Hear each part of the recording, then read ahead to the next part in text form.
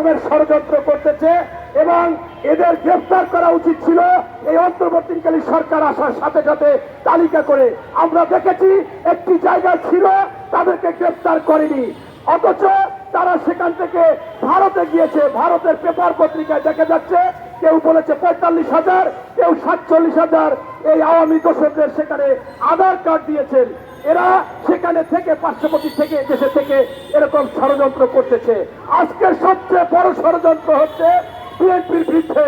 কারণ সরল কথা হচ্ছে, অন্তর্বর্তীকালীন সরকার বলেন, তত্ত্বাবধায়ক সরকার বলেন, বা কোনো একটি সমস্যা হলে একটা সরকার আসলে তাদের প্রধান কাজ হচ্ছে জনগণের ভোট অধিকার, এবং সেখানে তাদের নির্বাচন, জাতীয় নির্বাচন করবে।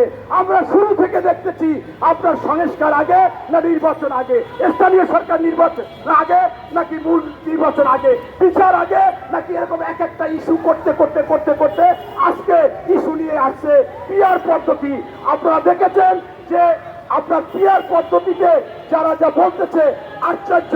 আমি একটু আগে একটা বক্তব্য শুনলাম আমাদের গোবিন্দ দার, তিনি বলছে বাংলাদেশে কোনো হিন্দু নাকি ভোট দিতে যাবে না পিআর পদ্ধতি। উনি কি সারা বাংলাদেশের হিন্দুদের প্রতিনিধিত্ব করে? আবার উনি বলছে যে এই বাংলাদেশে বিএনপি হচ্ছে ৩০% আর ৭০% চায় না। এটা সঠিক না। আপনাকে আমি বলতে চাচ্ছি এই পিআর পদ্ধতি বাংলাদেশের জন্য প্রযোজ্য না। ১৯৫টা দেশের মধ্যে মাত্র ৬০টি দেশে পিআর পদ্ধতি আছে। উন্নত দেশ ছাড়া এই পিআর পদ্ধতি হয় না।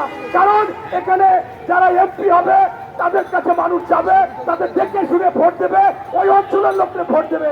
আজকে ভোট দিবে একজনকে, আরেকজনে এসে এমপি হবে, এইটা বাংলাদেশে কোনোভাবে গ্রহণযোগ্য না।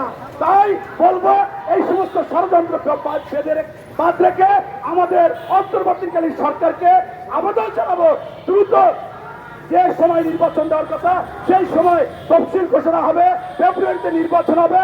বাংলাদেশের মানুষ ভোট অধিকার চায়, বাজারটার নিয়ন্ত্রণ চায়, আইন শৃঙ্খলা চায়, সুশাসন, সুনীতি, সুবিচার চায়। এই জন্য নির্বাচনের কোনো বিকল্প নাই। এই বলে আমি আমার বক্তব্য শেষ করছি।